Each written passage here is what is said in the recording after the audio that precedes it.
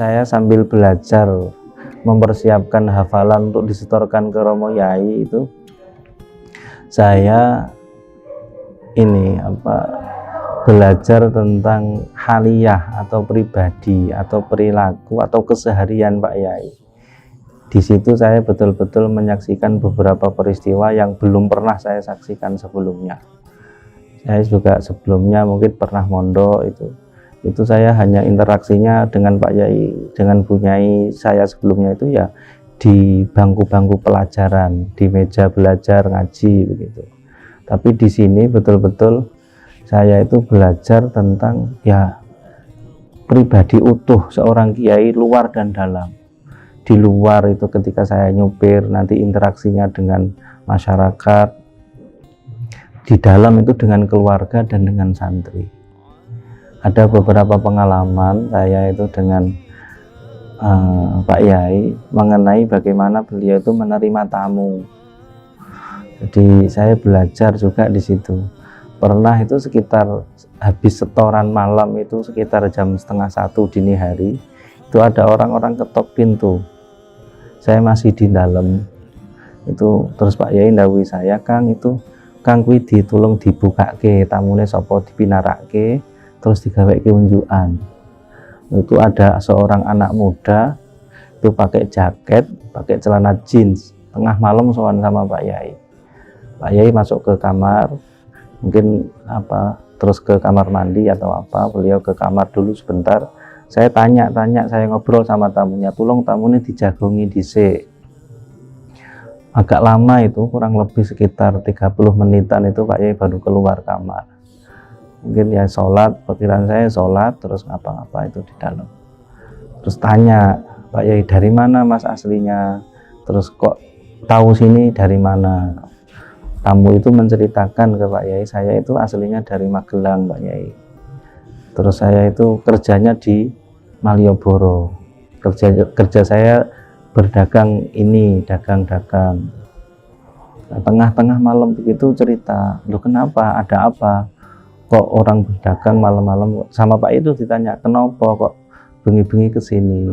"Saya itu sumpek Pak Yai." "Sumpek kenapa?" "Sumpek karena saya itu kerja di Malioboro itu sudah sejak lulus SMA. Itu kalau sampai sekarang itu kata si tamu ini itu umurnya sudah 28 tahun, sekitar 10 tahun kerja di Malioboro itu. Terus setiap saya selesai kerja itu uangnya itu saya hambur-hamburkan untuk main, untuk judi, untuk apa. Yang paling sering itu larinya ke, mohon maaf, ke lokalisasi. Itu berjalan bertahun-tahun sampai akhirnya sumpek sendiri tamu itu. Sama Pak Yai ya agak kaget, yang saya amati itu agak kaget. Ini tamu ini berani sekali matur sama Pak Yai tentang hal begini-begini, kok berani sekali. Terus tamu sama Pak Yai, "Ya wis nek ngono ya sing wis ya wis, ojo pisan-pisan dibaleni maneh." Jawabannya Pak Yai.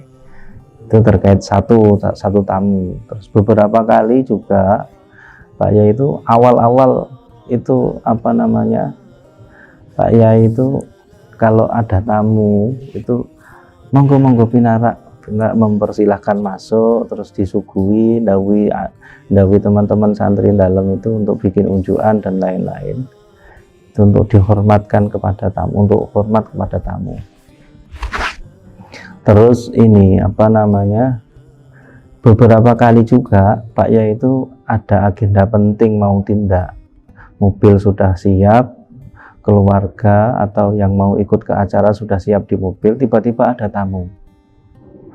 Pak Yai sudah mau siap masuk mobil, itu ada tamu nyelonong, "Ngapunten Pak Yai, saya mau sowan dulu." "Oh iya, pinarak dulu." Akhirnya dipinarake ngobrol sampai kadang-kadang sampai 30 menit, 40 menit, kadang sampai 1 jam juga. Padahal Pak Yai ditunggu jadwal acara. Dan itu yang terjadi tidak hanya sekali, berkali-kali terjadi. Itu Pak Yai juga yang menurut saya itu agak antik ya, agak istimewanya setiap kali Pak Yai sudah mau berangkat entah itu khatmil Quran, entah itu haul, entah itu apa itu, Pak Yai selalu kalau ada tamu tetap menghormati tamu dulu, setelah hormat tamu baru Pak Yai berangkat ke acara. Dan setiap kali itu juga Pak Yai itu tidak pernah tertinggal acara. Meskipun kadang-kadang undangan jam 9 Pak Yai naik panggung untuk tahlil atau khatmil Quran. Perjalanan yang ditempuh kurang lebih 40 menit. Nah itu kan harus siap sebelumnya. Nah itu kadang-kadang Pak Yai itu jam 9 kurang seperempat atau jam 9 tepat baru berangkat dari dalam, padahal jadwalnya jam 9. Nah itu kebetulan nanti sampai lokasi acara itu pas waktunya gilirannya Pak Yai. Entah acaranya yang sana mulainya mundur atau apa itu enggak. Biasanya terjadi begitu. Ada lagi pengalaman yang agak unik juga itu.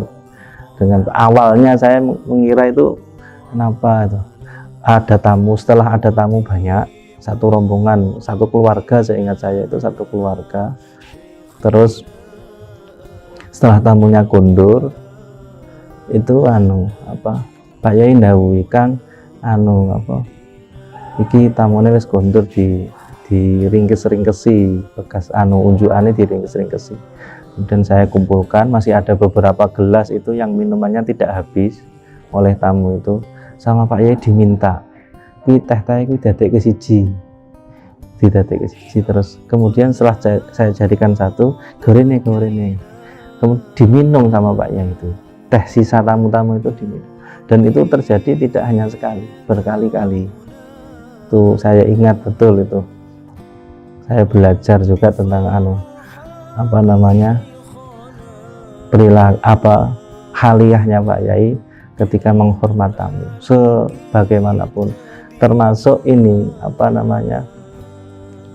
Pak Yai itu tidak pernah, atau seingat saya itu tidak pernah ketika ada tamu itu, meskipun di ruang tamu itu kotor, banyak sisa-sisa gelas atau apa itu, terus ndhawuhi iki diringkesi, diresiki, itu enggak pernah. Baru tamu keluar, setelah tamu keluar pulang kundur, itu baru Pak Yai ndhawuhi santri untuk bersihkan. Karena biasanya juga orang bertamu itu kalau tuan rumahnya terus tiba-tiba terus beres-beres atau resik-resik, itu biasanya tamunya agak tersinggung. Wah iki kok kayak aku saya ngergeti gitu. Agak tersinggung. Itu beberapa kali Pak Yai itu begitu. Terus tamu-tamu, dan ketika beliau bertamu juga begitu. Beliau bertamu itu ya akrab sekali, akrab sama yang, bahkan ada beberapa tamu itu kalau di dalam ya, setahu saya itu yang di dalam. Ini kalau pas tindak keluar kota itu, bagaimana Pak Yai menjaga perasaan orang, istilah itu. Selain juga beliau itu termasuk keistimewaannya menurut saya itu, diantara yang sangat menonjol itu suka membahagiakan orang. Itu khalus surur, kalau bahasanya Pak Kiai Hafid dulu itu khalus surur, bungahke wong. Setidaknya kalau tidak bisa bungahke ya jangan gelake, kata Pak Kiai Hafid begitu. Pernah suatu ketika itu Pak Yai tindakan satu rombongan dengan santri ada acara, dan dua supir itu pinarak di salah satu santri di daerah Nganjuk di Jawa Timur itu. Pak Yai itu karena sudah agak malam, sekitar jam 11 malam Pak Yai baru pinarak itu. Tuan rumah ini agak bingung mau nyuguh, mau hormat Pak Yai pakai apa, bingung. Piye gitu cerita. Kebetulan ada orang jual keliling, jual mie ayam, seingat saya itu mie ayam. Jual mie ayam keliling lewat depan rumah. Di stop sama orangnya, Pak, pesan mie ayam untuk 6 atau 7 orang. Setelah dipesan, biasa ya kalau mie ayam keliling itu kadang-kadang saus, kecap, sambalnya langsung dimasukkan ke dalam situ, semuanya kebagian gitu. Termasuk saya dan santri-santri itu kebagian. Setelah terus disuguhke, diaturke sama Pak Yai dan rombongan, akhirnya dimakan. Kami juga begitu makan, wah kok pedesnya begini gitu. Wah pedes, akhirnya nggak habis. Semua teman-teman nggak ada yang habis. Sama Pak Yai itu, punya Pak Yai tetap didahar pelan-pelan. Nanti kalau agak pedes gitu, ngunjuk dulu, minum dulu sebentar, sambil ngobrol sama tuan rumah itu, yang tidak lain juga santri Pak Yai sendiri. Sama tuan rumah itu ngobrol. Kadang-kadang di sela-sela ngobrol itu sambil rokokan. Kalau sudah terlihat agak hilang pedesnya itu, Pak Yai dahar lagi. Dan itu ngobrol begitu terus sampai tidak terasa itu sampai jam 3 dini hari. Dari jam 11 baru mie ayamnya Pak Yai itu habis. Jadi ngobrol sambil menghabiskan mie ayam itu dari jam 11 sampai jam 3 dini hari. Teman-teman sudah nggak kuat, mie ayamnya pedes, sudah apalagi dingin 4 jam itu kayak apa mie ayam itu dingin. Itu Pak Yai tetap didahar sampai habis. Itu beberapa kali, sampai untuk urusan dahar juga begitu, di dalam juga begitu. Untuk urusan dahar, entah dahar itu kasinan, terlalu asin atau terlalu manis, atau tidak pernah yang namanya saya lihat itu. Apalagi saya awal-awal di dalam itu masak pagi itu biasanya untuk dalam itu kadang-kadang ya kurang pas, entah terlalu asin atau kurang ini atau kurang itu. Pak Yai tidak pernah itu mencela makanan, itu tidak pernah sama sekali mencela makanan. Bahkan beliau kalau dahar itu pasti habis. Bahkan mie ayam dan bakso itu habis sama kuah-kuahnya nek dahar. Nah, ini ada pengalaman unik juga tentang makanan dan minuman. Saya itu pernah dulu ada satu teman itu pengen ikut membuatkan minuman Pak Yai. Pak Yai itu kalau ngaji malam itu biasanya minum itu susu kedelai bubuk. Susu kedelai bubuk itu dibuat di dalam yang di dapur. Itu biasanya satu paket dengan madu botol, terus susu kedelai. Nanti tidak pakai gula, jadi diseduhnya pakai air hangat. Nanti pemanisnya itu pakai madu. Nah kebetulan pas waktu itu madunya itu digeser. Itu di belakang itu madunya digeser, diganti botolnya sama persis. Warnanya juga sama, hampir sama dengan madu. Teman saya, aku tak gawe ke ya ujian Pak Yai ya. Terus saya bilang iya.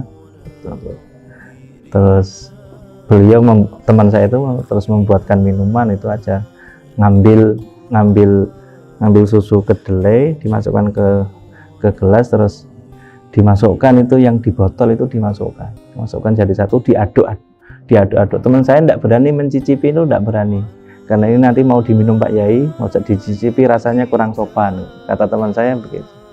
Akhirnya terus sama Pak Yai diatur ke Pak Yai ngaji itu, sambil nyemak diaduk-aduk. Kok sering tuh ngaduk-aduknya sampai terakhir itu sampai diaduk-aduk terus diminum. Kok susu kedelainya kok agak menggumpal, apanya? Dan tetap diaduk sama Pak Yai, diminum sampai habis. Lah begitu pagi jadwal kita santri dalam itu ke dalam, Pak Yai tanya, mau bengi sehingga ke susu kedelai sapa ya? Saya matur itu namanya Kang Zaki Mualim, itu aslinya Tegal. Kang Zaki Mualim, terus oh ya wes, berarti tidak tahu. Terus kalau saya matur pripun wonten napa? Lah kuwi nggawene susu kedelai nganggo apa? Ngono. Nganggo apa? Lah pripun?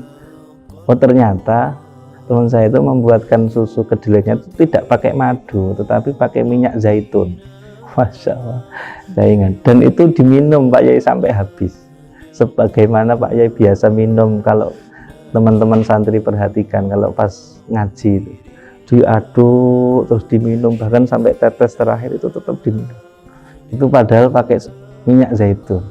Wah rasanya enggak tahu saya. Itu teman-teman itu pas besoknya teman saya bilang, kamu Kang Zaki tadi malam tak bikin susu kedelai itu ambil madunya dari mana? Dari sini yang ini. itu bukan susu kedelai, itu bukan madu, tapi itu minyak zaitun. Teman saya langsung tergopoh-gopoh soal Pak Yai, nangis itu, mohon maaf sama Pak Yai, enggak apa-apa, wong enggak tahu ya enggak apa-apa, gitu katanya Pak Yai. Itu dengan apa namanya, santai itu Pak Yai, itu enggak apa-apa. Itu apa namanya, pengalaman yang unik menurut saya, yang agak apa ya tidak seperti biasa. Terus kalau jamaah juga begitu, sholat jamaah itu kadang-kadang, apalagi beliau itu jadwalnya padat ya, ngisi kegiatan acara undangan maupun acara simaan rutin atau apa itu di luar kota itu sudah padat sekali. Itu dimanapun beliau, entah itu di tengah perjalanan atau di lokasi tempat acara simaan atau pas kundur perjalanan, itu tidak pernah yang namanya ninggal jamaah, itu tidak pernah. Bahkan kadang-kadang itu juga ngajak santri untuk jamaah. Kadang-kadang sudah apa namanya, apalagi mungkin teman-teman juga banyak yang ini pernah melihat atau pernah mengalami sendiri. Pak Yai itu kadang kalau jamaah itu kadang masbuk telat, itu nanti dilihat yang mana yang masih sholat, tidak peduli itu sudah itu santri senior atau masih santri baru, tidak peduli. Beberapa kali beliau bahkan bermakmum atau sholat berjamaah kepada santri-santri aliyah, atau pernah juga saya lihat sekali itu makmum sama santri sanawiyah Ali Maksum yang ikut jamaah di sini.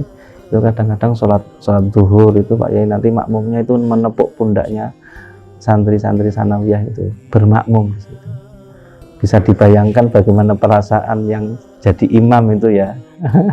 Ya groginya itu begitu Pak Yai takbiratul ihram itu sudah konsentrasinya sudah enggak mustaqbilal kiblati, itu bisa konsentrasinya ke yang lain. Itu terkait dengan jamaah. Belum pernah selama saya di dalam, saya ndereke dan ikut khidmah di dalam Pak Yai itu kurang lebih 6 tahun. Itu selama itu belum pernah saya lihat Pak Yai sholat wajib ya, sholat wajib sendiri itu belum pernah. Tindak ya jamaah di rumah, apalagi di dalam itu jamaah di masjid. Kalau pas terpaksa enggak di masjid ya di dalam itu jamaah sama bunyai, kalau enggak jamaah sama bunyai nanti ngajak santri. Itu berkali-kali begitu, sering kali. Pernah satu waktu itu ngaji malam ya, ngaji malam itu setelah ngaji saya tidur di masjid. Itu biasanya teman-teman santri setelah ngaji itu istirahat atau tidur di masjid, biar karena ngaji malam itu biasanya sampai jam 1, kadang setengah 2, kadang juga sampai jam 2 dini hari.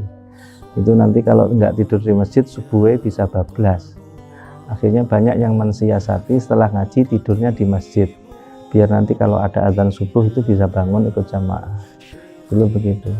Waktu itu saya setelah ngaji itu terus tidur, kurang lebih saya selesai ngaji itu jam setengah 1 malam itu. Terus saya tidur di masjid,